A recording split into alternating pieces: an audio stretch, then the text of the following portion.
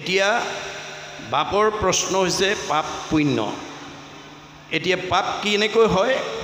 যেতিয়া আপুনি পৰক অন্যায় কৰিব।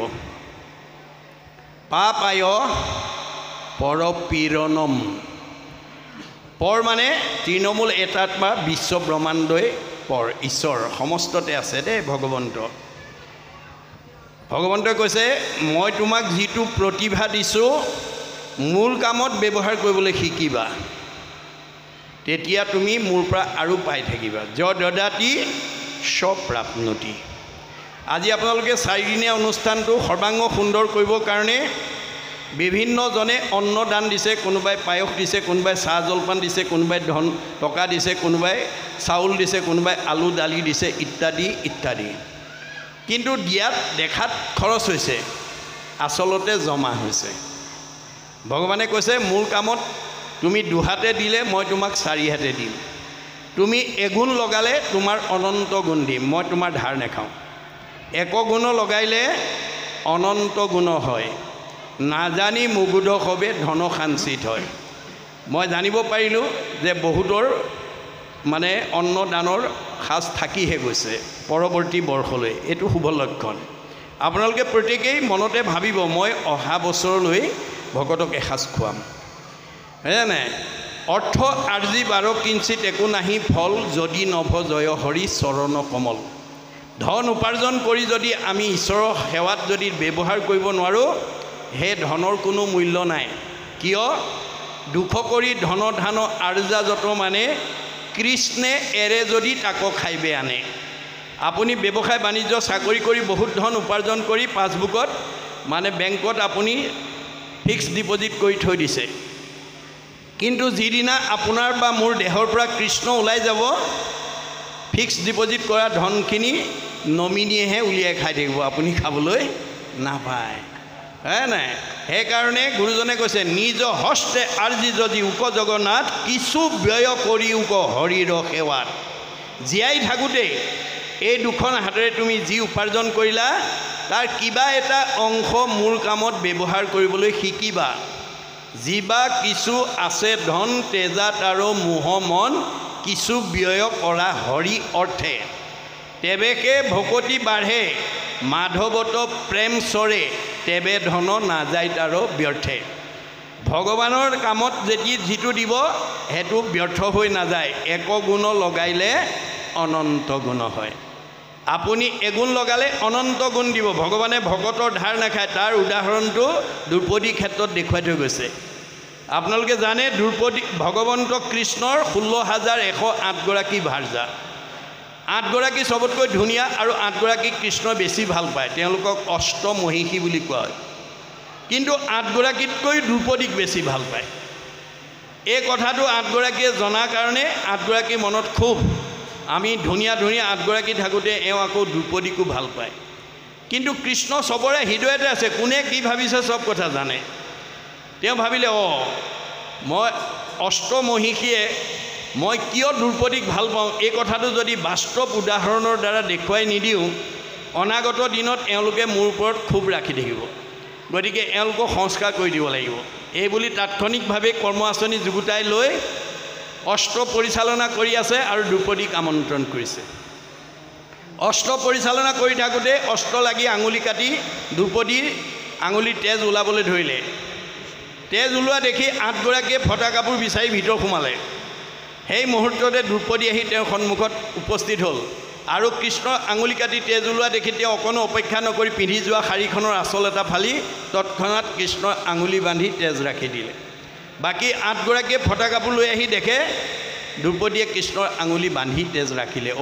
ভালেতো এওঁক ভাল পায়। সেইদিনাহে বুজি পাইছে কৃষ্ণই দ্ৰৌপদীক কিয় ভাল পায়। কৃষ্ণই দৈহিকভাৱে নহয়, ভক্তিত ভাল পায়। তেওঁলোক সংস্কাৰ হৈ গ'ল। কিন্তু দ্ৰৌপদীৰ এটুকুৰা বস্ত্ৰ ধাৰ লাগিল।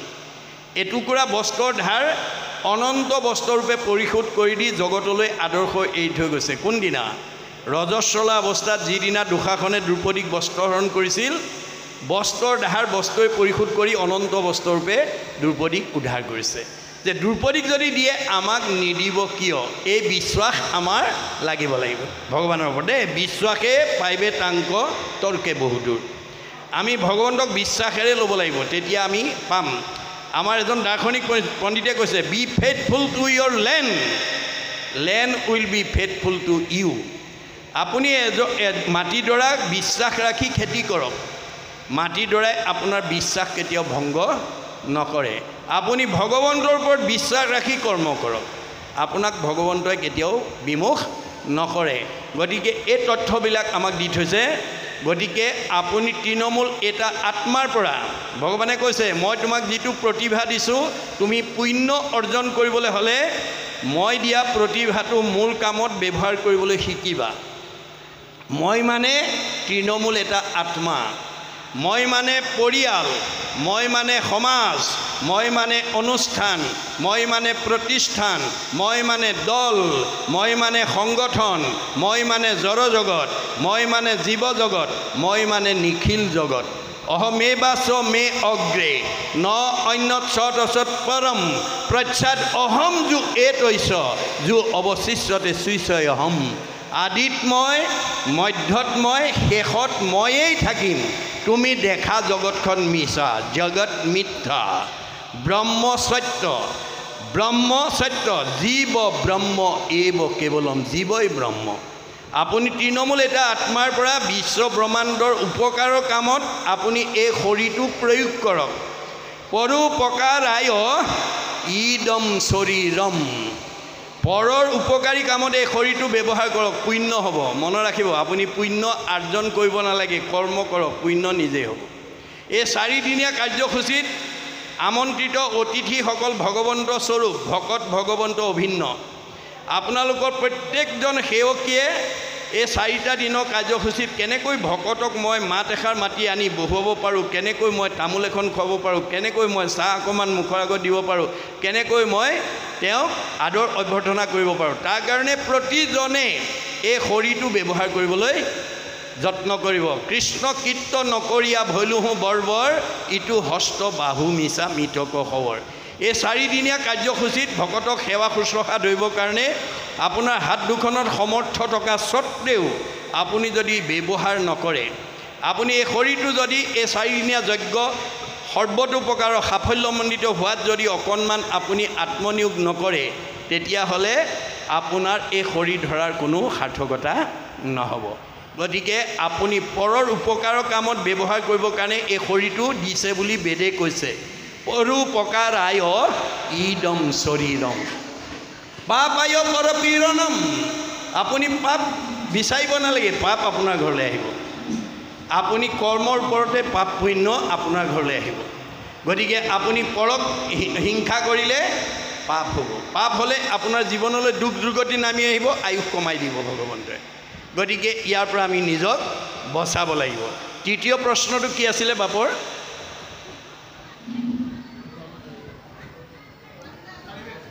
অঁ, 4 বেদ, ঋক যজুৰ সাম 4 বেদ ভগৱন্তৰ নিশ্বাসেদি বাজ হৈছে বুলি কৈছে। আচলতে এইটো বাহ্যিকত বেদ দেখুৱাইছে। আচল বেদৰ আধ্যাত্মিক দৰ্শনটো হৈছে জ্ঞান বিজ্ঞান তদং ৰহস্য। এই 4 বেদ স্বৰূপ দেই, এইটো 4 বেদ। সত্য মানে শৌচ, ক্ষমা, দয়া, এই সৎগুণবিলাক আমি আয়ত্ব কৰিব লাগিব। ই সদায় আমাক নীতি শিক্ষা দি আছে বেদৰ মাজেদি। গতিকে ভগৱন্তৰ শ্ৰীমুখেদি বাজ হোৱাবিলাককে বেদ বুলি কয়। যাক বেদ কহে সিটো ঈশ্বৰৰ সাক্ষাৎ, ঈশ্বৰৰ শুনতে যিটো হুয়া আছে যাত, ঈশ্বৰৰ মুখৰ পৰা যিবোৰ বাণী বাজ হৈছে সেইবোৰ বেদ। গতিকে এই ভাগৱত বেদ, ই প্ৰথমতে ব্ৰহ্মকল্পত শ্ৰীনাৰায়ণে ব্ৰহ্মাক 4 শ্লোকত দিছিলে।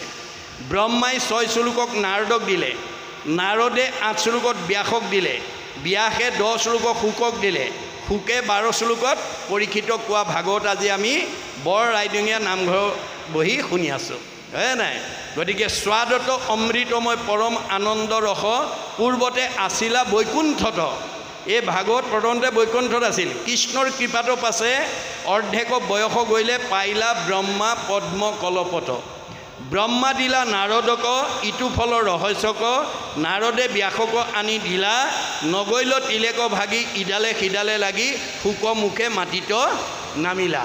গতিকে ভগৱানে ব্ৰহ্মাক দিলে ব্ৰহ্মাই নাৰদক, নাৰদে ব্যাসক, ব্যাসে শুকক, শুকে পৰীক্ষিতক কোৱা ভাগৱত আজি আমি নামঘৰ ভটত বহি শুনি আছোঁ। মহাপুৰুষে আহ্বান জনাইছে, কৰা পাণ ফল ইটো যাৰ আছে ভাগ্য যিটো, ৰস বিভাৱনত চতুৰ, সাধুৰ সংগ অনুসৰি, কৃষ্ণ কথা কৰ্ণে ভৰি, সমস্ত আপদ কৰা দূৰ।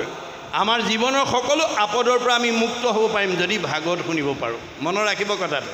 গতিকে এই চাৰিবেদ ৰামায়ণ পুৰাণ ভাৰত হৰিকেশে কয় মাত্ৰ সমস্ত শাস্ত্ৰত। চাৰিখন বেদে কেৱল ভগৱন্তৰ নাম কৈছে বুলি কৈছে। ব্ৰহ্মাই নিজেই মহাপ্ৰলয়ত মানে চাৰিখন বেদ উদ্ধাৰ কৰি 3 বাৰ প্ৰমাণ কৰি জগতৰ লোকলৈ দি থৈ গৈছে। চাৰিও বেদক ব্ৰহ্মাই আনি বিচাৰিলা 3 বাৰ প্ৰমাণী, এহি মানে মাত্ৰ কৰিলা সাৰ, হৰি কীৰ্তনেহে তৰে সংসাৰ। গতিকে 4 বেদত মাত্ৰ ঈশ্বৰৰ নাম কথাই আছে আৰু ঈশ্বৰৰ নামেহে আমাৰ জীৱক কৰাব পাৰিব। 4 বেদ ৰামায়ণ পুৰাণ ভাৰত হৰিকেশে কয় মাত্ৰ সমস্ত শাস্ত্ৰত। সকলো শাস্ত্ৰই মাত্ৰ হৰিনাম ল'বলৈ কৈছে। মানে য'ত ফলং সৰ্বতীৰ্থেষু সৰ্বযজ্ঞেষু কীৰ্তিতম তৎ ফলম কৌটি গুণম পুণ্যম ৰাম নাম এব লভ্যতে। তপ জপ যাগ যজ্ঞ, আগৰ যুগত তপ জপ যাগ যজ্ঞ কৰি যিটো ফল পাইছে, কলি যুগৰ মানুহে ভগৱন্তৰ নাম ল'লেই সেই ফলটো পাব। জপত সৰ্ববেদাংশ সৰ্বমন্ত্ৰাংশ পাৰ্বতী তস্মাৎ কৌটি গুণম পুণ্যম ৰাম নাম এব লভ্যতে। আপুনি কলি যুগৰ মানুহ হিচাপে দিনটোত যদি এবাৰ ৰাম বুলি ক'ব পাৰে, ৰাম ইতি ৰাম ইতি ৰাম ইতি বদন্তি যে সৰ্বদা, তৈসাং ভক্তি চ মুক্তি চ ভৱিষ্যতি না সঞ্চয়। আপুনি ৰাম বুলি ক'বলৈ অভ্যাস কৰক। ৰাম বুলি কৈ থাকিলে ভক্তি আৰু মুক্তি দুইটা হ'ব। ৰাম নামৰ ইমান মাহাত্য। মাধৱ পুৰুষে ৰামৰ মাহাত্য, নামৰ মাহাত্যটো ঘোষাত কি বুলি লিখিছে?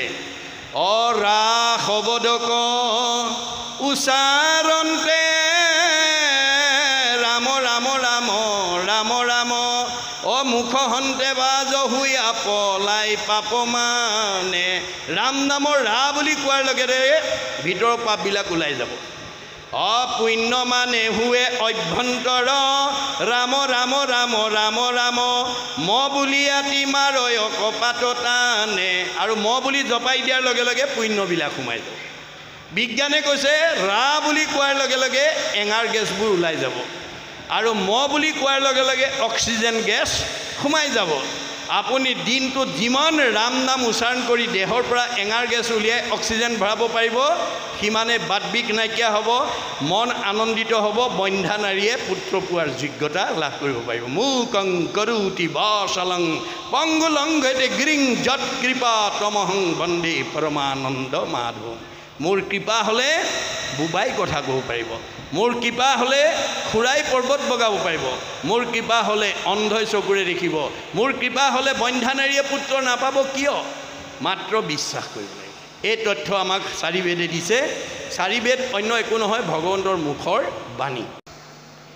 এতিয়া প্ৰহ্লাদে কৈছে, সুখৰ নিমিত্তে দুখ অনেক পাৱই, সুখক আশায়ে ব্যগ্ৰ সততে কৰয়। মানুহে আমি সকলোৱে সুখ বিচাৰোঁ, সুখত থকাটো সকলোৰে কাম্য, কিন্তু তৎসত্ত্বেও আমাৰ কিছুমানে দুখ পায়। কিয়? এই কথা আমি জানিব লাগিব। মই আজি পুৱাৰ ভাগত কৈছিলোঁ যে ভগৱন্তক আমি বিচাৰিব নালাগে, ভগৱন্তহে আমাৰ ঘৰ বিচাৰি ফুৰে। আমি আনন্দ বিচাৰিব নালাগে, আনন্দহে আমাৰ ঘৰ বিচাৰি ফুৰে। আমি বেমাৰ বিচাৰিব নালাগে, বেমাৰেহে আমাৰ ঘৰ বিচাৰি ফুৰে। মনত ৰাখিব কথাটো। ভকতে মুক্তি নিবিচাৰে, মুক্তিহে ভকতৰ পিছে পিছে ঘূৰি ফুৰে। এই তথ্যখিনি আমি উপলব্ধি কৰিব লাগিব। গতিকে যিখন ঘৰত পুৱা গধূলি ধূপ ধূনা জ্বলিব, সেইখন ঘৰত কৃষ্ণ থাকিব। কৃষ্ণ থকা ঘৰখনৰ পৰিয়াল আনন্দত থাকিব, মিলা প্ৰীতিয়ে থাকিব, মৰম চেনেহত থাকিব, একতাৰ দোলেৰে বান্ধ খাই থাকিব। যিখন ঘৰত পুৱা গধূলি ধূপ ধূনা জ্বলোৱাৰ ব্যৱস্থা নাথাকে সেইখন ঘৰলৈ কোন আহিব? শ্ৰৱণ কীৰ্তন জড়িত কৃষ্ণৰ নকৰে তৈতেষে ৰাক্ষসীগণে বিঘিনি আচৰে। যিখন ঘৰত পুৱা গধূলি ধূপ ধূনা নজ্বলে ঈশ্বৰ উপাসনা নকৰে সেইখন ঘৰলৈ অঘাসুৰ, বকাসুৰ, পলম্বাসুৰ, অৰিষ্টাসুৰ, পুতনা, ব্যমাসুৰ, ধেনুকাসুৰ চব অসুৰবিলাক আহিব। কেনেকৈ আহিব? স্বভাৱগতভাৱে, গুণগতভাৱে। যি মানুহৰ কথা ক'লেই খং উঠে, যি মানুহৰ কথা ক'লেই কাজিয়া পেচাল কৰে, সেইটো আসুৰিক স্বভাৱৰ মানুহ। গতিকে সেই আসুৰিক স্বভাৱটো যেতিয়ালৈকে আমি মাৰিব নোৱাৰিম, অৰ্থাৎ সংস্কাৰ কৰিব নোৱাৰিম, তেতিয়ালৈকে সেইখন ঘৰত আমি শান্তি প্ৰতিষ্ঠা কৰিব নোৱাৰিম। সেইকাৰণে নাৰায়ণ ঠাকুৰতাই আমাক এটা ফকৰাৰ যোগেদি তত্ত্ব কথা কৈছে। ব্ৰহ্মাক মাৰিবা, বিষ্ণুক মাৰিবা, ৰুদ্ৰক নিদিবা ঠাই, মহা মহা মহন্ত আহিলে কোবাই মাৰিবা, তেহে ভকতি পায়। এনে ভকতি কৰিবলৈ হ'লে ব্ৰহ্মাক মাৰিব লাগিব, বিষ্ণুক মাৰিব লাগিব, ৰুদ্ৰক মাৰিব লাগিব, আৰু মহা মহা মহন্ত আহিলে কোবাই মাৰিব লাগিব। এইটো ব্ৰহ্মাক মাৰিবা মানে ৰজগুণক মাৰিবলৈ কৈছে, বিষ্ণুক মানে সত্যগুণক মাৰিবলৈ কৈছে, ৰুদ্ৰ মানে তমগুণ। এই তিনিটা গুণ আমি মাৰিব লাগিব। তিনিটা গুণ মাৰি নিৰ্গুণলৈ আমি নিজক নিব লাগিব। তিনিটা গুণ মাৰি নিৰ্গুণলৈ নিবলৈ হ'লে আজিৰ দৰে নিৰ্গুণ ঠাইলৈ আহিব লাগিব। উদ্ধৱক কৈছে, মোৰ কথা যথাৰ্থ নিৰ্গুণ সেহি স্থান, ঈশ্বৰক জানিলে নিৰ্গুণ হোৱে জ্ঞান, বুলিও নিৰ্গুণ শ্ৰদ্ধা মোহৰ সেৱাৰ, নিৰ্গুণ স্থানক পাৱে ভকতে আমাৰ। আজি আপোনালোক গুণত চব ভকত হৈ আছে। কলি যুগত যি মানুহে ঈশ্বৰৰ কথা ক'ব আৰু শুনিব সেইটোৱে ভকত। গতিকে ভকতৰ বিনে নিৰ্গুণ স্থানৰ অধিকাৰী আন হ'ব নোৱাৰে। মহা মহা মহন্ত হৈছে কাম, ক্ৰোধ, লোভ, মোহ, মদ, মাৎসৰ্য। এই বেয়া গুণবিলাক আমি মাৰিব লাগিব, অৰ্থাৎ সংস্কাৰ কৰিব লাগিব।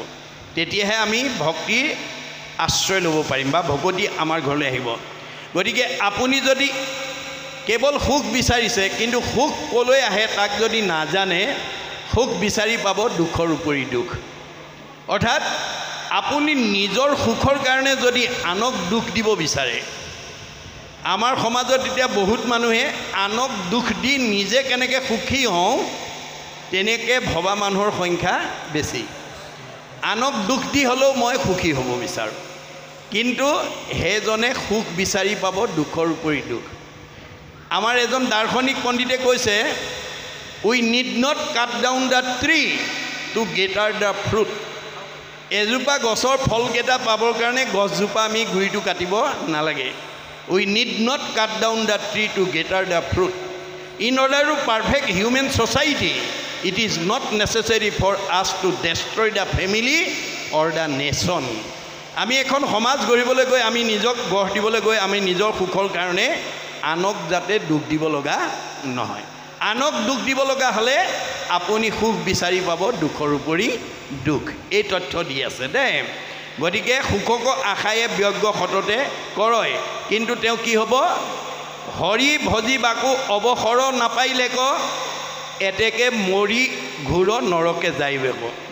আপুনি মানুহৰ জন্ম পাই পেলাই যদি ৰাতিপুৱা গধূলি ধূপ এডাল জ্বলাই ঈশ্বৰৰ নাম এটা ল'বলৈ আপোনাৰ অৱসৰ নাই, আজৰি নাই, সেইটো জীৱই কেতিয়াও জীৱনত সুখৰ অধিকাৰী হ'ব নোৱাৰিব। মনত ৰাখিব কথাটো। হৰি ভজিবাকো অৱসৰ নপাইলেক, অকণো আজৰিয়ে নাই আৰু সেইজন মানুহ কেতিয়াও সুখী হ'ব নোৱাৰে। এতেকেহে মৰি ঘূৰত নৰকে যায় বাক। তেওঁ জীয়াই থাকোঁতে অশান্তি পাব আৰু মৰিলে অধোগতি যাব। মনত ৰাখিব, পাৰ্থিৱ ধন টকা পইচা গাড়ী মটৰ পকা ঘৰ দুৱাৰে আমাক অমংগলৰ পৰা মুক্ত কৰিব নোৱাৰে। সুমংগলেই অমংগল জানা কৃষ্ণ বিনে, অমংগলেই সুমংগল কৃষ্ণৰ কীৰ্তনে। চব আছে, ধনে ধানে টকাই পইচা গাড়ীয়ে মটৰে পকা ঘৰে দুৱাৰে ব্যৱসায় বাণিজ্যই চব নদন বদন, কিন্তু ঈশ্বৰৰ নাম নলয়, ভকতৰ পদধূলি নাই, সেইখন ঘৰ কেতিয়াও শান্তিত থাকিব নোৱাৰে। মনত ৰাখিব কথাটো। গতিকে সুমংগলেই অমংগল জানা কৃষ্ণ বিনে, অমংগলেই সুমংগল কৃষ্ণৰ কীৰ্তনে। আপোনাৰ ব্যক্তিগত জীৱনত, পাৰিবাৰিক জীৱনত, দাম্পত্য জীৱনত, যুগ্ম জীৱনত, সাংসাৰিক জীৱনত, সামাজিক জীৱনত কিবা দুখ কষ্ট যদি আহিছে, তাৰ পৰা মুক্ত হ'বলৈ 4জন ভকতক মানি ঈশ্বৰৰ নাম অকণমান শুনক, গাওক, পঢ়ক, মংগল হৈ যাব, মনত ৰাখিব। আৰু সেই ব্যৱস্থা নকৰা পৰ্যন্ত আপুনি অমংগলৰ পৰা মুক্ত হ'ব নোৱাৰিব। বুলি বাহাত তুমি কেনে ভৈলা বীৰকত, তাক কহোঁ নৰসিংহ তোমাৰ আগত। এতিয়া প্ৰহ্লাদে ভগৱান নৃসিংহৰূপী ভগৱানক উদ্দেশ্যি কথাখিনি কৈ আছে আমাৰ কাৰণে। প্ৰভু তুমি যদি মোক সোধা তুমিনো কেনেকৈ এই বিষয়ৰ পৰা বিৰকতি হ'লা, এই বুলি যদি তুমি মোক সোধা তেতিয়াহ'লে তাকো কহোঁ নৰসিংহ তোমাৰ আগত, তোমাৰ আগত মই এই বিষয়ে কওঁ শুনা। যোগ্য নহি কহোঁ প্ৰভু ভজিবে তোমাক, তথাপিতো কৃপা হৰি কৰিও আমাক। মোৰ তোমাক ভজিবৰ কাৰণে যিটো যোগ্যতা মোৰ নাই, তথাপিতো তুমি মোক কৃপা কৰিছা বা কৰিব লাগে। কৈৰ মই ৰজগুণে অসুৰ দুৰ্জন, অসুৰৰ কোলে শুয়া আছোঁ উৎপন্ন। মই ৰজগুণত অসুৰৰ ঔৰসত জন্মগ্ৰহণ কৰি মই অসুৰ কুলত ডাঙৰ দীঘল হৈছোঁ। তব অনুগ্ৰহ কৈত শুনিও বাপ, আজিহে তৰিলোঁ মই সংসাৰৰ তাপ। যে তোমাৰ অনুগ্ৰহতে মই আজি তোমাৰ সৃষ্ট তাপৰ পৰা মুক্ত পালোঁ। মনত ৰাখিব কথাটো। আপুনি মানুহৰ জন্ম পালেই নহ'ব, ভগৱন্তৰ অনুগ্ৰহ লাগিব। শতকোটি জন্মান্তৰে হুৱে মহাভাগ, নৰসৰি ৰকজীৱে তেবে পাৱে লাগ। তাত যেবে মূৰ দায়া ভৈল জাক প্ৰতি, সেহিহে কৰিব পাৰে আমাত ভকতি। 84 জুনি অতিবাহিত হৈ মানুহৰ জন্ম পায়, যাক চিন্তামণি জন্ম বুলি কোৱা হয়। বহুত সাধনাৰ মনত পৰা পোৱা জন্ম। গতিকে এই চিন্তামণি জন্ম বিফল হৈ যাব যদি ভগৱন্তৰ অনুগ্ৰহ নহয়। আমি 84 জুনি অতিবাহিত হৈ মানুহ জন্ম পাইছোঁ। বোলে মানুহ জন্ম পালেই নহ'ব, তাতো যেবে মূৰ দায়া ভৈল জাক প্ৰতি। মানুহৰ জন্ম পোৱাৰ পিছত যাৰ প্ৰতি মোৰ দয়া উপজিব, সেহিহে কৰিব পাৰে আমাত ভকতি। আজি বৰ ৰাইডঙীয়া গাঁৱৰ ওপৰত ভগৱন্তৰ কৃপা পৰাৰ কাৰণে 3 বৰ্ষ, এতিয়া 3টা বৰ্ষত আপোনালোকে ভগৱন্তৰ গুণনাম শ্ৰৱণ কীৰ্তন কৰিব পাৰিছে। যাৰ ওপৰত অনুগ্ৰহ পৰা নাই সেইবিলাক গাঁৱে এনেকৈ অনুষ্ঠান কৰিব পৰা নাই। মনত ৰাখিব কথাটো। আপোনালোকৰ ওপৰত অনুগ্ৰহ পৰিছে, ভগৱন্তৰ কৃপা পৰিছে কাৰণেহে আপোনালোকে এই সৎ কামটো কৰিছে। ইয়াৰ কাৰণে অকল আপোনালোকৰ গাঁওখনেই নহয়, এই ভাগৱতৰ প্ৰতিধ্বনি মাইক্ৰফোনেদি যিমান দূৰলৈকে গৈছে, একজনে যদি নাম ওচৰৈ শুনে মানে পাপ সবাৰো হৰৈ। ইয়াৰ প্ৰতিধ্বনি যিমান দূৰলৈকে গৈছে, মানুহটো দূৰৰ কথা, মূৰ ভক্ত জড়িত থাকে উদাৰ চৰিত্ৰ, কীট পতংগ কুশিটো কৰে পবিত্ৰ। পঁইতাচোৰা নিগনি পৰ্যন্ত এই 4 দিনীয়া কাৰ্যসূচীত জগতৰ জীৱ উদ্ধাৰ হৈছে আৰু প্ৰদূষণ বায়ু সংশোধন হৈছে। গতিকে আপোনালোকৰ 4 দিনীয়া কাৰ্যসূচীয়ে জগতৰ জীৱৰাজিৰ উপকাৰ কৰিছে। তাৰ কাৰণে আপোনালোকৰ সেৱকী কি হ'ব? পৰোপকাৰায় পুণ্যম। আপোনালোকৰ পুণ্য জমা হৈ যাব।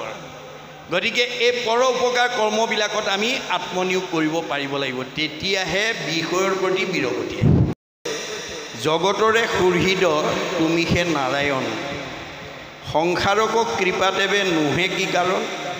তুমিতো গোটেই সংসাৰৰ জগতৰে তুমি নাৰায়ণ ঈশ্বৰ, তৎসত্ত্বেও সকলোৱে তোমাৰ পৰা কৃপাখিনি নাপায় কিয়?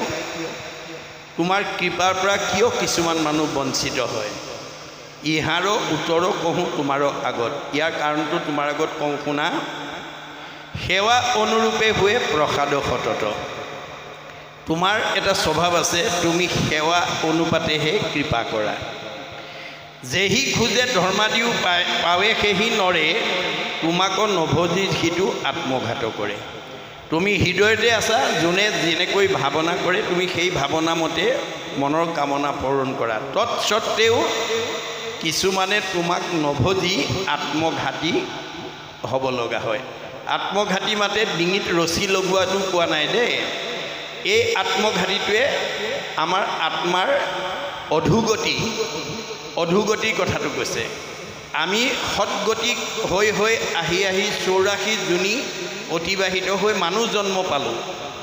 মানুহৰ জন্ম পাই যদি আমি মানুহৰ কৰ্মবিলাক কৰিব নোৱাৰোঁ বা নকৰোঁ, অৰ্থাৎ মানুহৰ প্ৰয়োজনীয় কৰ্তব্য কি? ভগৱন্তৰ সেৱা পূজা, হৰি গুণনাম, শ্ৰৱণ কীৰ্তন, ভজিও হৰি চৰণ, মনুষ্য হুইবাৰ এহি মানে মাত্ৰ জানা নিজ প্ৰয়োজন। জীৱশ্ৰেষ্ঠ মানুহ হিচাপে আমাৰ প্ৰয়োজনীয় কৰ্মটো হৈছে ঈশ্বৰৰ সেৱা ভক্তি কৰিব লাগিব, ঈশ্বৰক ভজনা, ঈশ্বৰক ভজিব লাগিব। যদি আমি ঈশ্বৰক মানুহৰ জন্ম পাই নভজোঁ তেতিয়াহ'লে আত্মঘাতী হ'ম, অৰ্থাৎ আমাৰ আত্মাটো তললৈ গুচি যাব। অলপ আগতে মই কৈছোঁ, মনুষ্যৰ জন্ম পাই হৰি নভজিলা, অৱশ্যে হুইবা ভাই তৃণ তৰু শিলা। আমি আকৌ তৰু তৃণ শিলালৈ গুচি যাব লাগিব। তৰু তৃণ শিলাবিলাকে মানুহৰ জন্ম পাবৰ কাৰণে পৰক উপকাৰ কৰি আছে বুলি বেদে সিদ্ধান্ত দিছে।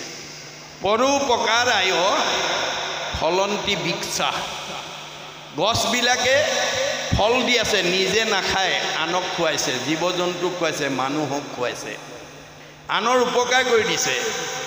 কি লাগে তেওঁলোকক? মানুহৰ জন্ম লাগে। পৰোপকাৰায় দুগ্ধন্তি গাব, গাইবিলাকে গাখীৰ দি আছে, নিজে নাখায়, আনক খুৱাই আছে। কি লাগে? মানুহৰ জন্ম লাগে। পৰোপকাৰায় বহন্তি নদ্যা, নদীবিলাকে পৰৰ উপকাৰ সাধন কৰি ৰাতিয়ে দিনে অহৰ্নিশে বৈ আছে। কি লাগে? মানুহৰ জন্ম লাগে। প্ৰকৃতিৰ জগতৰ সকলো জীৱই মানুহ জন্ম পাবৰ কাৰণে অহোৰাত্ৰ যত্ন কৰি আছে। প্ৰকৃতিৰ জগতৰ দূৰৰ কথা, স্বৰ্গৰ দেৱতাসকলেও ব্ৰহ্মাকে প্ৰমুখ্য কৰি ৩৩ কোটি দেৱতায়ো এই ধৰাধামত মানুহৰ জন্ম পাবৰ কাৰণে বাঞ্ছা কৰি আছে বুলি বেদে সিদ্ধান্ত দিছে। অতুহি দেৱা ইচ্ছন্তি জন্ম ভাৰত ভূতলে, এই ভাৰত ভূমিত নৰদেহা পালে জীৱই ভক্তি কৰি কৰ্মবন্ধ বিনাশ কৰি জীৱই মুক্তি লাভ কৰিব পাৰে। উদ্ধৱক এই কথা কৈছে, মাধৱে বুলন্ত সখী শুনা সবে ভেদ, মূৰ ভকতিহে কৰে কৰ্মবন্ধ ছেদ। আমি কৰ্মবন্ধ দুখৰ কাৰণে অহা যোৱা কৰি থাকিব লগা হৈছে। অসীম কৰ্মবন্ধৰ ভিতৰত মুখ্যতম কৰ্মবন্ধ দুটা, পাপ আৰু পুণ্য। এই পাপ পুণ্য দুটা আমি আহোঁতেও লৈ আহিব লাগে, যাওঁতেও লৈ যাব লাগে। আমি যিমান পকা ঘৰ বনালোঁ, গাড়ী মটৰ কিনিলোঁ, সম্পত্তি ল'লোঁ, চব এৰি থৈ যাব লাগিব। পুত্ৰ ভাৰ্যা ঐশ্বৰ্য থাকিব ঐতে পৰি, পাপ পুণ্য দুই যাব লগত সত্তৰি। আমাৰ লগত পাপ আৰু পুণ্য নামৰ দুটা কৰ্মবন্ধ লাগি যাব।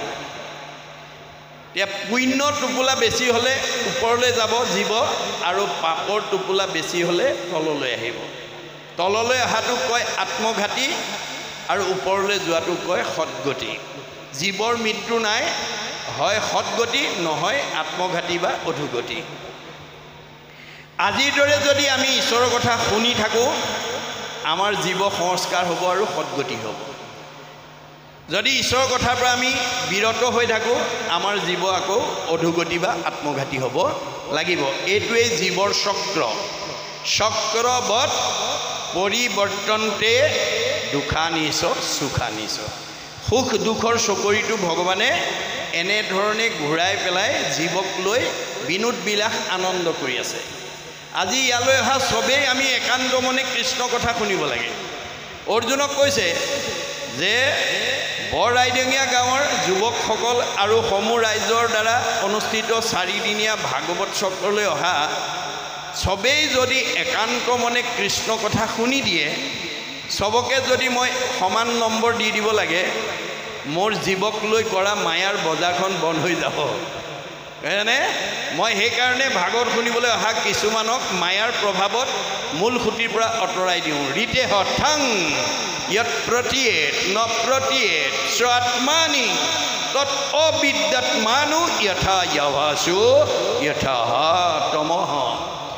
আমাৰ ভাগৱত শুনিবলৈ অহা কাৰোবাক যদি অন্য মনস্ক কৰি দিব নোৱাৰে, অন্য কথা পতাই দিব নোৱাৰে, অন্য কথা ভবাই দিব নোৱাৰে, তেতিয়াহ'লে তেওঁ নম্বৰ কমাব নোৱাৰে। এই ৰহস্যটো আমি ভেদ কৰিব লাগিব।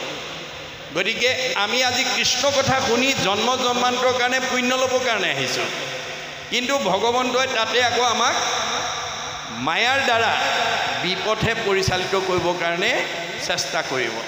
গতিকে মনটো যাতে আনৰ কথাৰ মাজলৈ সোমাই যাব লগা নহয়, মনটো যাতে অন্য চিন্তালৈ আঁতৰি যাব লগা নহয়, তাৰ কাৰণে আমি সাৱধান হ'ব লাগিব। তেতিয়া আপোনাৰ জীৱক কেতিয়াও বিপথে পৰিচালিত কৰিব নোৱাৰে। যিমতে বিষয় নুহি কয় দামোদৰ, দৃষ্টান্ত সহিতে কহোঁ ইহাৰ উত্তৰ। আমাৰ মনটো কেনেকৈ বিষয়ৰ ফাললৈ নোযোৱাকৈ আমি ৰাখিব পাৰোঁ, তাৰ উদাহৰণটো দৃষ্টান্তসহ ক'ব বিচাৰিছে। যেন কল্পতৰু তেহে সহজে সমান, মাগন্তা অনুসৰে কৰে ফলদান।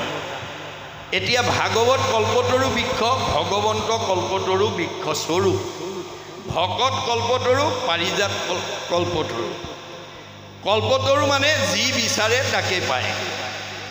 আজি আমাৰ এই ভকতৰ মাজত সকলো কথা আমি পাব পাৰোঁ। মই নজনাটো এখেতে জানে, এখেতে নজনাটো এখেতে জানে, এখেতে নজনাটো এখেতে জানে, অৰ্থাৎ আমাৰ মাজতে সকলো কথা জনা মানুহ ইয়াতে আছে। ভকত কল্পতৰু, ভাগৱত কল্পতৰু, ভগৱন্ত কল্পতৰু। কিন্তু ইয়াত প্ৰহ্লাদে কৈছে কল্পতৰু বৃক্ষ যদি সবাতো সমান, মাগন্তা জনক মাত্ৰ দেই ফলদান। কল্পতৰু বৃক্ষ সকলোকে দিব পৰা ক্ষমতা যদিও আছে, কিন্তু নিবিচৰাজনক উপজাচি নিদিয়ে। মনত ৰাখিব কথাটো, উপজাচি নিদিয়ে। যেন কল্পতৰুতেহে সহজে সমান, মাগন্তা অনুসাৰে কৰে ফলদান। আপুনি নজনা কথাটো জানিবৰ কাৰণে, নুবুজা কথাটো বুজিবৰ কাৰণে আপুনি যত্ন কৰিব লাগিব। খুজিলে অৱশ্যে ফল সমস্তে পাৱই, বিষম নুহিকে শত্ৰু মিত্ৰ নাহি কয়। ভগৱন্তৰ মানত শত্ৰু মিত্ৰ নাই, তেওঁ সকলো সমান, সকলো সমান। আমাৰ কিন্তু আপোন পৰ আছে, হয়নে? আমাৰ আপোন পৰ আছে, উচ্চ নিচ আছে, চুত বৰ আছে, এই ভাৱবোৰ আমাৰ আছে। কিন্তু আমাৰ ভাৱবোৰ আচলতে ভগৱন্তৰ দৰে হ'ব লাগে। কাৰো প্ৰতি আমাৰ বৈষম্য ভাৱ থাকিব নালাগে। আমাৰ ভাৱনাটো আত্মা দৃষ্টিত হ'ব লাগে। এইটোৱেই ভকতৰ ক আখৰৰ বৈশিষ্ট্য। ক শব্দে কৃষ্ণভোজী পবিত্ৰ পৰম, আত্মাক দেখন্ত কৃষ্ণ সমস্ততে সম। আত্মা দৃষ্টিত আমি চব সমান, কিন্তু দেহৰ দৃষ্টিত আমাৰ বৈষম্যতা আছে। ইয়াতে বহি থকা কোনোবা মতা মানুহ আছে, কোনোবা মাইকী মানুহ আছে, কোনোবা বগা, কোনোবা ক'লা, কোনোবা ওখ, কোনোবা চাপৰ, কোনোবা চুত, কোনোবা বৰ, কোনোবা আপোন, কোনোবা পৰ। এইবোৰ দেহৰ ধৰ্ম। আমি দেহ ধৰ্ম এৰি আত্মা ধৰ্ম ল'লেহে ভগৱন্তৰ প্ৰিয় হ'ব পাৰিম। আত্মা কেনেকৈ আছে? ঋগ্বেদত কৈছে, কে সাগ্ৰ শতভাগস্য শতাংশ সাদিচাত্মক জীৱ সূক্ষ্ম অৰূপ অয়ং সংখ্যাতিটো হি চিৎগণ।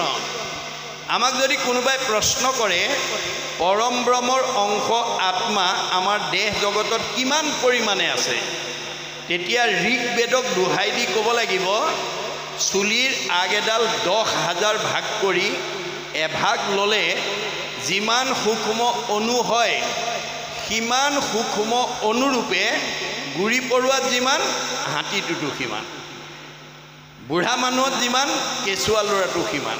দেহৰহে ডেকা বুঢ়া কেঁচুৱা আছে, দেহৰহে মতা মাইকী আছে, দেহৰহে ওখ চাপৰ বগা ক'লা আছে, আত্মাৰ নাই। গতিকে আমি এই আত্মা ধৰ্ম যিদিনালৈকে ল'ব নোৱাৰিম, সেইদিনালৈকে এই সংসাৰ চক্ৰত অহা যোৱা কৰি থাকিব লাগিব। পুনৰপি জনমম পুনৰপি মৰণম হৈ থাকিব লাগিব।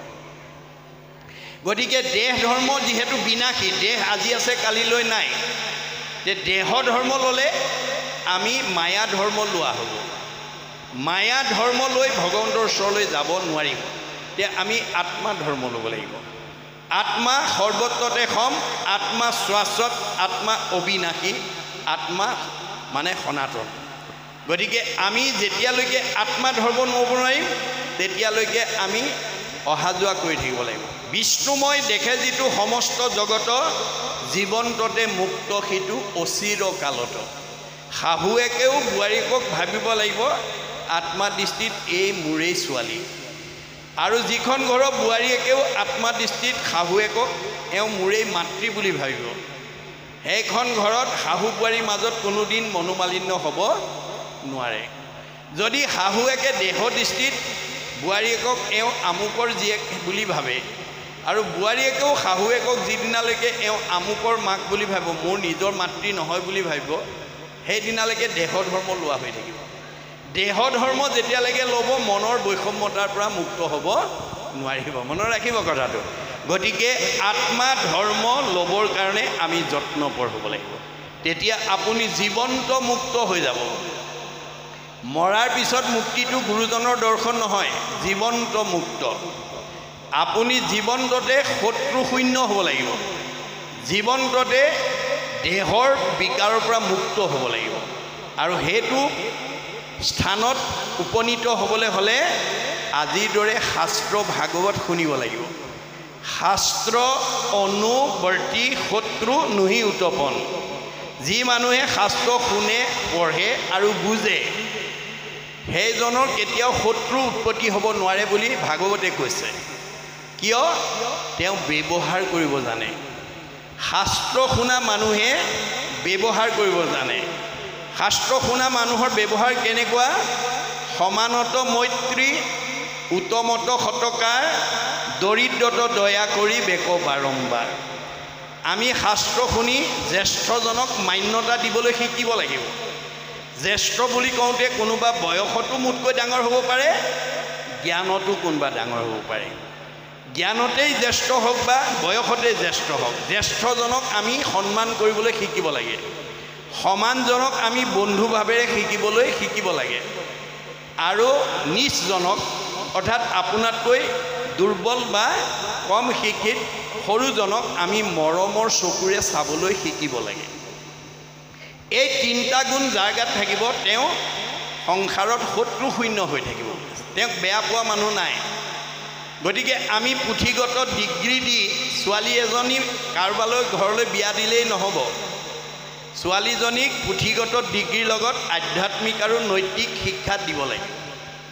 যিটো জনক ৰজাই শ্ৰীৰামচন্দ্ৰলৈ সীতাক বিয়া দি বিদায়ৰ সময়ত এই শিক্ষাটো দিছে। আই সীতা, তুমি মোৰ যোনিজাত সন্তান নোহোৱা, তোমাক মই যজ্ঞভূমিত লাভ কৰিছোঁ। যদিও যজ্ঞভূমিত লাভ কৰিছোঁ, তুমি পিতৃ মাতৃ অতি মৰমৰ, অতি স্নেহৰ, অতি আদৰৰ। অজনিকা তোমাকো লভিলোঁ যজ্ঞভূমি, পিতৃৰ মাতৃৰ প্ৰিয়তম জীও তুমি। তুমি পিতৃ মাতৃ এজনী মৰমৰ ছোৱালী। ত্ৰিভুৱন নিৰূপমা তুমি মহাসতী, পৰম দুৰ্লভ আতি লভিলা সুপতি। তুমি ত্ৰিভুৱনৰ ভিতৰতে এজনী ধুনীয়া ছোৱালী আৰু এজন ধুনীয়া স্বামীৰ সান্নিধ্য পালা।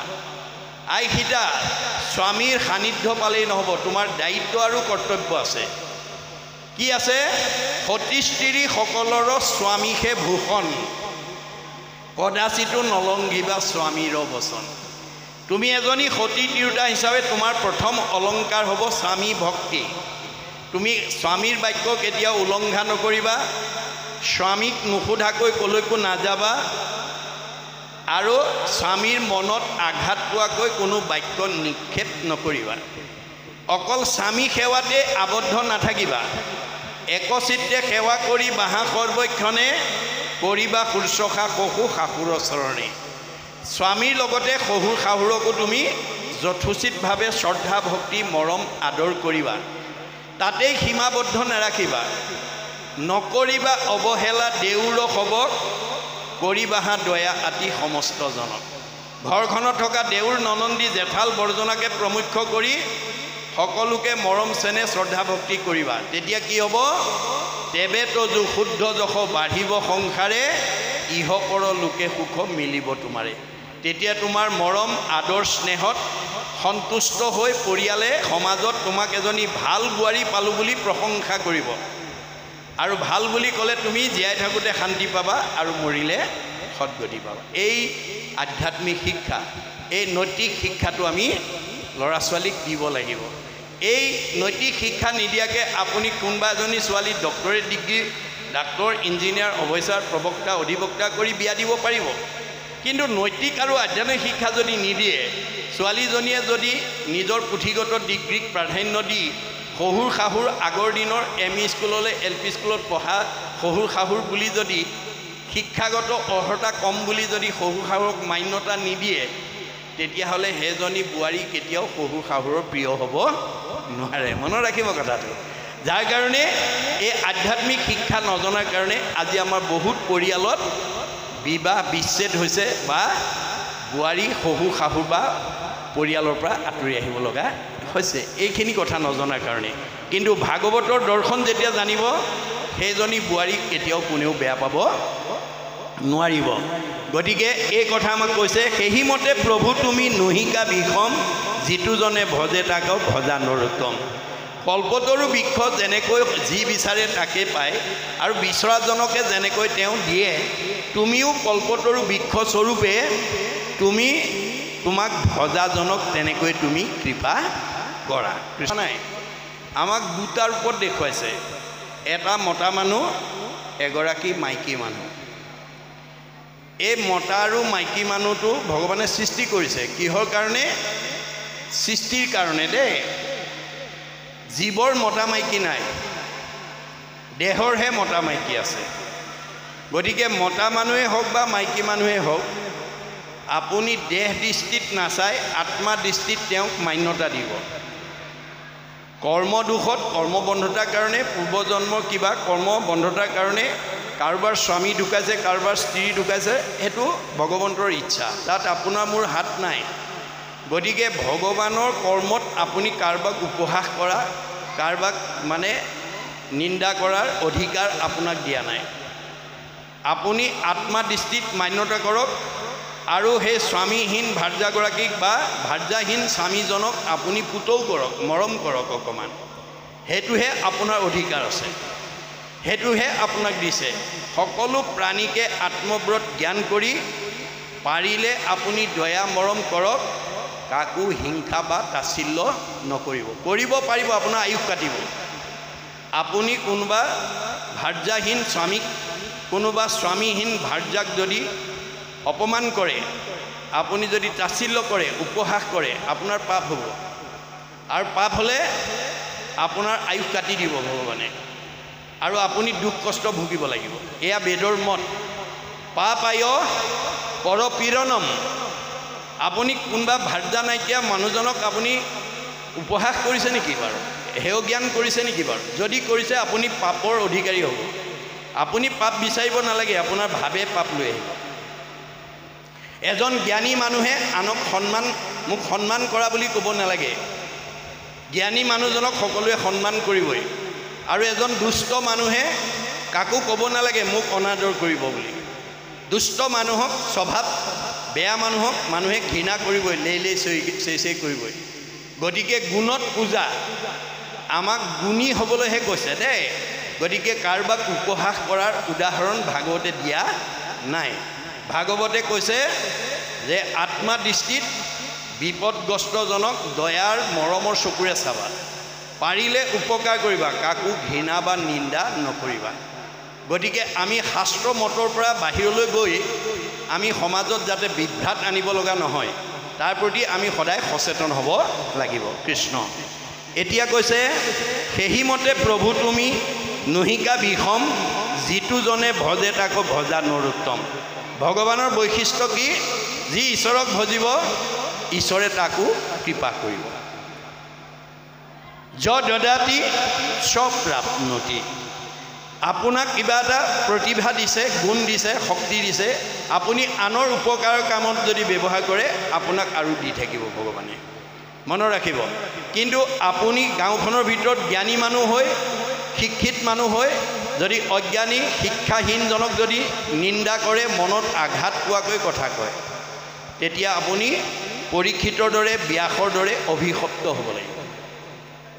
ব্যাসক ভগৱন্তই সেই যুগৰ বেদজ্ঞ পণ্ডিত, বিদগ্ধ পণ্ডিত, শাস্ত্ৰজ্ঞ, টীকালজ্ঞ, হে নাই ধ্যানত ভগৱানক সাক্ষাৎ কৰিব পৰা যোগ্য ব্যক্তি কৰি পঠাইছিলে তৎসত্ত্বেও তেওঁ অভিশপ্ত হ'ল কিয় ভগৱানে দিয়া প্ৰতিভাটো সৎ প্ৰয়োগ কৰিব নজনাৰ কাৰণে এনে সৎ প্ৰয়োগ কৰিব নজনাৰ কাৰণে দিনেক পূৰ্বতে পৰা সৰসূত ঋষি বদৰিকা শ্ৰমত আচন্ত ব্যাস বহি উগুলত হুগুল মন নাহি সুখ শান্তি নপান্ত উপায় একো মনে গুণি গান্ধী তললৈ মূৰ কৰি মন মাৰি বহি আছে কিয় অশান্তি আহিছে ভাবি চিন্তি উত্তৰ পোৱা নাই অধু মুখে আছে বসি হুয়া নিশবদ সেহি বেলা দৈত্যে আহি মিলিল নাৰদ ভগৱানৰ প্ৰতিনিধি পঠাই দিছে যোৱা মোৰ ভকত বিপদত পৰিছে আঙুলিয়াই থৈ আহা ক'ত ভুল হ'ল হাতে বিনা যন্ত মুখে ৰাম নাম হৃদয়ত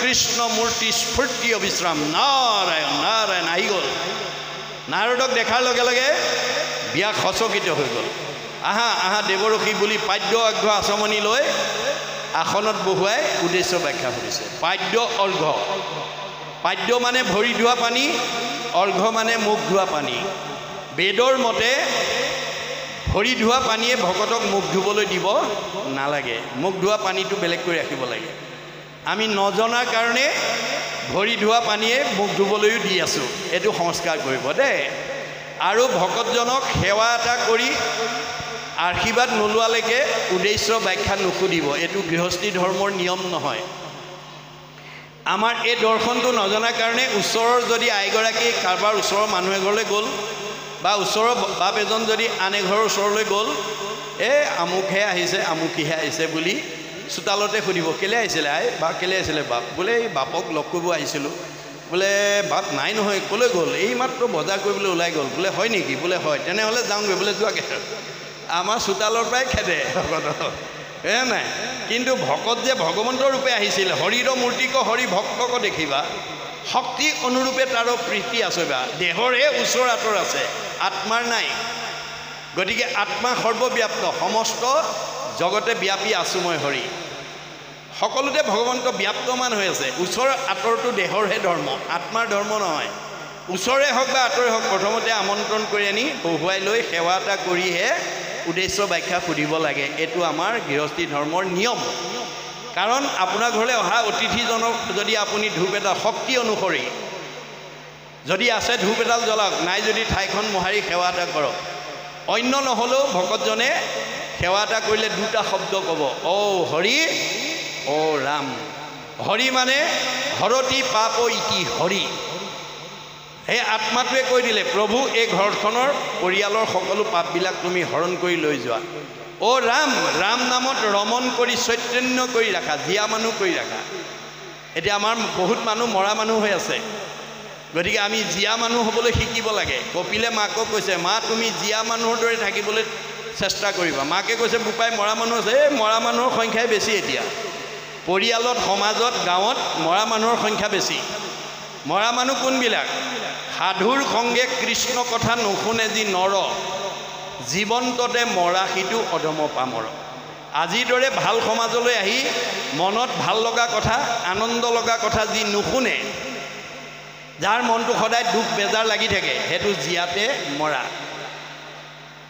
এতিয়া মাকে ক'লে বোপাই জীয়া মানুহ হ'বলৈ কি কৰিব লাগিব মা মূৰ শুনিৰ মল কথা কহন্ত শুনন্ত মুতবিনে চিত্ত আন দেৱত নেদন্ত পৰম আনন্দ আখি মনত মিলয় তেবে তাক আৰতি নিতাপে নোচোয় মা তুমি যদি জীয়া মানুহ হ'বলৈ খুজিছা ভাল মানুহৰ কাষত গৈ মোৰ শুনিমল কথা পাৰা যদি ক'বা নোৱাৰিলে কাণ পাতি শুনিবা আৰু মুঠ বিনে অন্য দেৱতাত মনোযোগ নিদিবা কাৰণ ব্ৰহ্মা আদি কৰি জীৱ যত ৰাম ৰাম ৰাম ৰাম ৰাম মায়া সজ্জা মাজে আশ্ৰয় ঘুমতি যায় আপুনি মইনো কোন সৃষ্টিকৰ্তা ব্ৰহ্মা সংহাৰকৰ্তা শিৱ পালনকৰ্তা বিষ্ণুকে প্ৰমুখ্য কৰি ৩৩ কোটি দেৱতা ভগৱন্তৰ মায়াত বন্দী হৈ আছে তেওঁলোক নিজেই অজ্ঞান আন্ধাৰত আছে আন্ধাৰত থকা দেৱতাৰ আশ্ৰয় ল'লে কোনেও পোহৰ পাব নোৱাৰিব আন্ধাৰত বহি থকা মানুহজনৰ কাষত বহিলে কেতিয়াও আমি পোহৰ নাপাম ক'ত বহিব লাগিব যে মাং প্ৰপদন্তে মায়া মেতম তৰন্তিতে তেতিয়া আমি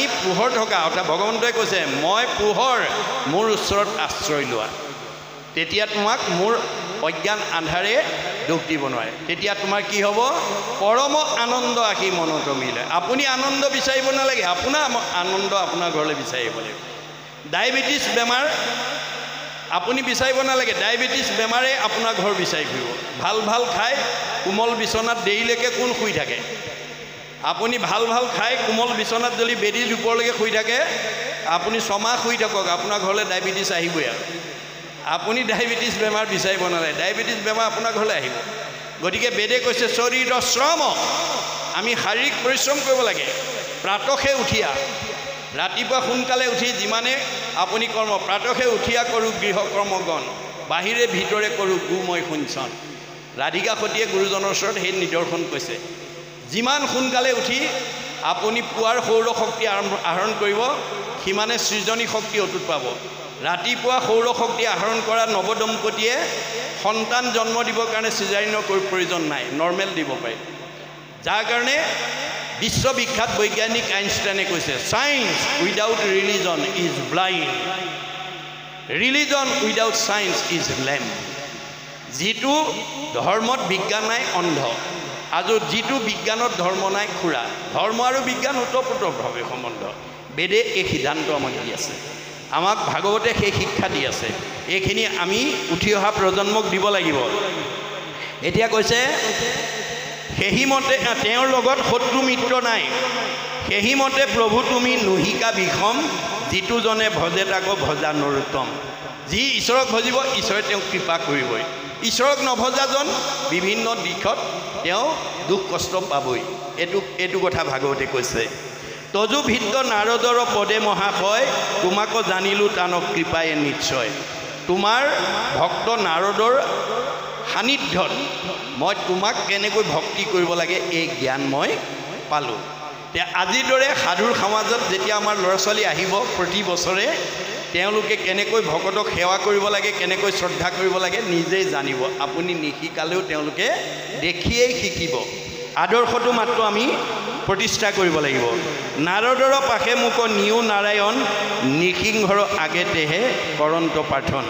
যে তুমি মোক নাৰদৰ কাষলৈ নিয়া, এই বুলি নৃসিংহ প্ৰভুক তেওঁ প্ৰাৰ্থনা কৰিছে। আজি যেন মতে তুমি কৃপা কৰিলাহা, মুহুৰ শিৰত হস্ত পদ্মক দিলাহা। তুমি আজি মোৰ মূৰত হস্তপদ্ম দিলা, তোমাৰ সেই পদুম ফুলৰ দৰে হাতখন মোৰ মূৰত দিলা।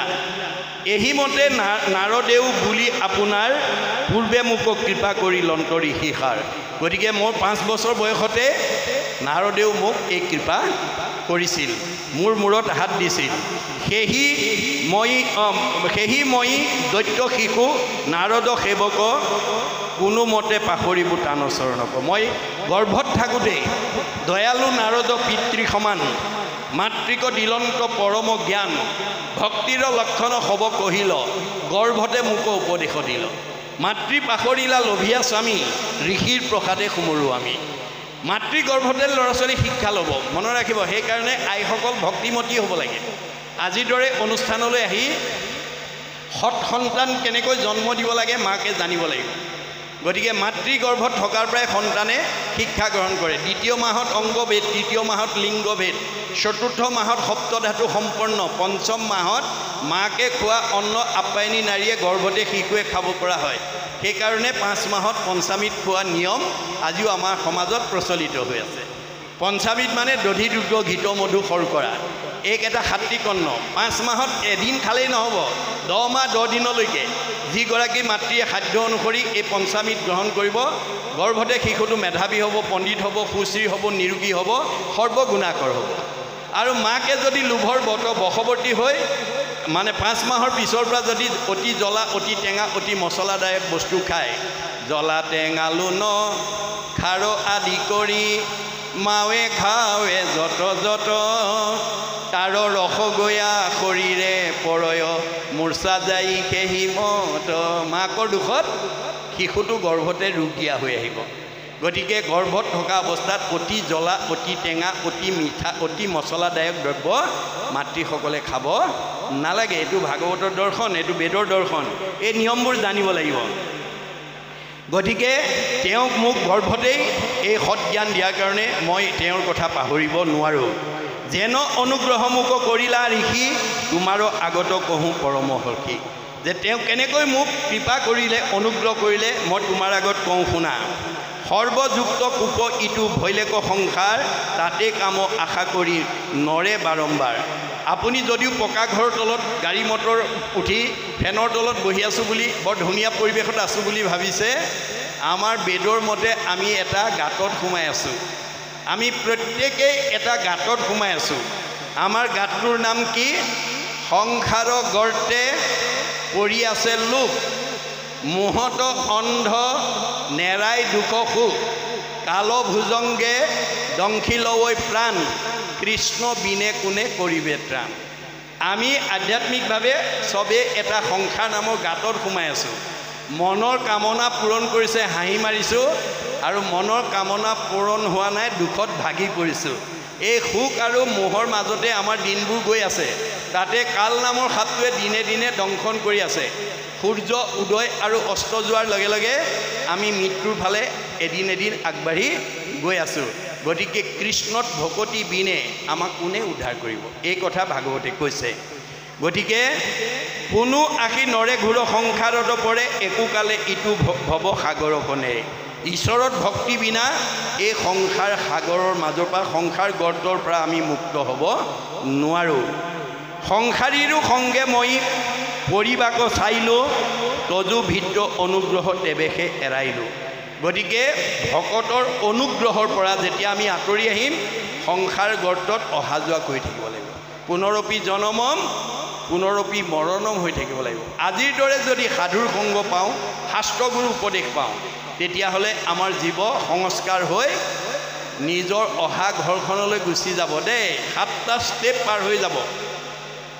আজিৰ দৰে যদি ভাগৱত শুনি থাকে, প্ৰথমে দহিব পাতেক ছয়, কৰাইবে মহা পুণ্য অদ্ভুদয়, মিলাইবে বিষয়ত বীৰকতি, কৃষ্ণত পুৱাইবে প্ৰেম ভকতি, উপজাইবে আতি বৈষ্ণৱ জ্ঞান, মায়াকো দহিয়া কৰৈ নিৰ্জান, চৈতন্যময় পূৰ্ণানন্দ হৰি, শৈৱন্ত তেন্তে এৰে একে কৰি। যি য'ৰ পৰা আহিলোঁ তাত লগাই দিওঁ। আজি আপোনালোকে বিভিন্ন গৃহস্থী ঘৰৰ পৰা আহি আছে। লক্ষ্য কি বাৰু?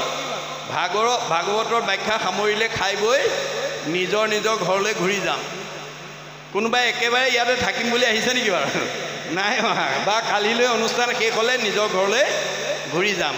আমাৰ লক্ষ্যটো ঘৰৰ পৰা ওলাই আহোঁতেই নিজৰ ঘৰখনলৈ ঘূৰি যোৱাৰ লক্ষ্য লৈ যেনেকৈ আহিছোঁ, আমাৰ জীৱটো যিখন ঘৰৰ পৰা আহিছে সেইখন ঘৰলৈ ঘূৰি যোৱাৰ লক্ষ্য লৈ আহিছে। আৰু সেই লক্ষ্যত উপনীত হ'বলৈ আজিৰ দৰে ঈশ্বৰৰ কথা শ্ৰৱণ কৰিব লাগিব। তেতিয়া 7টা ষ্টেপ পাৰ হৈ নিজৰ ঘৰখন পাব। নহ'লে পুনৰপি জনমম পুনৰপি মৰণম হৈ এই মধ্যাকৰ্ষণ শক্তিৰ ভিতৰতে 3টা বায়ুৰ লেয়াৰৰ ভিতৰত ঘূৰি থাকিব লাগিব। ওলাই যাব নোৱাৰিব দেই। ভাগৱত নুশুনা জীৱ সংসাৰ চক্ৰৰ পৰা ওলাই যাব নোৱাৰিব। নাৰদৰ অনুগ্ৰহ যাতে মোক ভৈলা, তাতেকে মোহোৰ আজি অনুগ্ৰহ কৰিলা। নাৰদৰ কৃপা পৰাৰ কাৰণে মই আজি এই ভক্তি কথা উপলব্ধি কৰিব পাৰিছোঁ।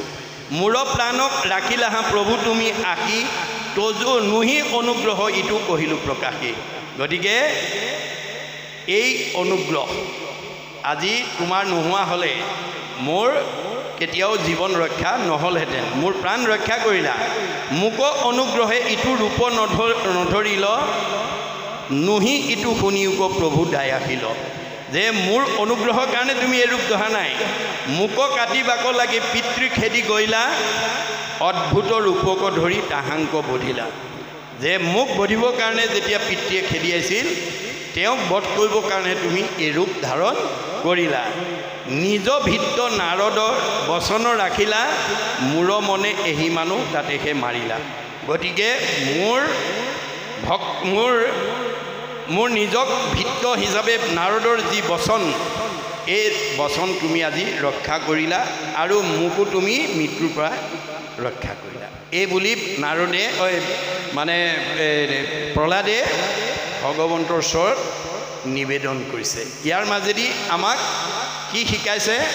যে আমি ঈশ্বৰৰ ভক্ত হওক আপোনাক সকলো বিপদৰ পৰা উদ্ধাৰ কৰিব। স্বভাৱতে অজময়ী জন্ম নাহি যাৰ, ভকতৰ ইচ্ছাই মই ধৰো অৱতাৰ। আপুনি ভকত হওক, আপোনাক ৰক্ষণাবেক্ষণৰ কাৰণে ভগৱন্ত অৱতাৰ হ'ব। যদিও তেওঁ অজব্ৰহ্ম, যদিও তেওঁৰ জন্ম মৃত্যু নাই, ভকতক ৰক্ষা কৰিবৰ কাৰণে তেওঁ জন্মও হয় মৃত্যু হওঁ বুলি কৈছে। এয়াই ভগৱন্তৰ নামৰ মহিমা। এইখিনিকে আমাক কৈছে। ইয়াৰ পিছত কি কৈছে আমি শুনিম।